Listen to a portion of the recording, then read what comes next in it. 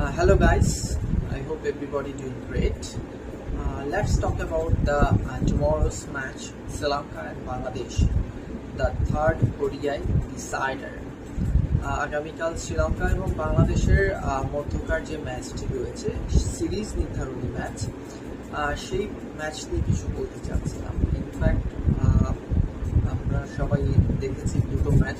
প্রথম ম্যাচ বাংলাদেশ হেরেছিল এবং সেকেন্ড ম্যাচে কামব্যাক করেছিল। সিরিজ এখন 1-1 জয় সমতায় রয়েছে। কালকের খেলাটা কিন্তু ডিফারেন্ট প্লেসে। এর আগে দুটো ম্যাচ ছিল প্রেমাদাসা, কলম্বোর প্রেমাদাসা স্টেডিয়ামে খেলা ছিল এবং এই মাঠে যেটা হচ্ছে টস উইন করে যেই দল আগে ব্যাট করেছে তারাই ইনিশিয়ালি ডেতে ম্যাচ উইন করেছে। তো এই মাঠের সাথে কালকের মাঠের হিউজ একটা ডিফারেন্স আছে। এই মাঠে হচ্ছে যেটা স্ট্যাট দেখা যাচ্ছে যে বিশাল অনেক রান হয়, 300+ রান হয়। আগামীকাল যে খেলা হচ্ছে ক্যান্ডির পালকালে স্টেডিয়ামে, এবং এই মাঠের নিয়ে বাউন্ডারি নিয়ে আগে একটু বলি।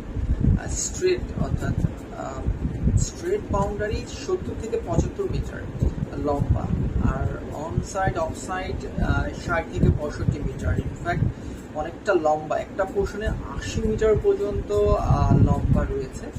অর্থাৎ স্ট্রেট বাউন্ডারি। বাঙালিরা যেটা সবচেয়ে বেশি খেলে বলারের মাথার উপর দিয়ে বা মিড অফের যে জায়গাটা আছে এই জায়গা দিয়ে বেশি ছয় মারতে। তো এই পোর্শনটা কিন্তু একটু টাফ হবে আগামীকালের জন্য, এতটা ইজিয়েস্ট না।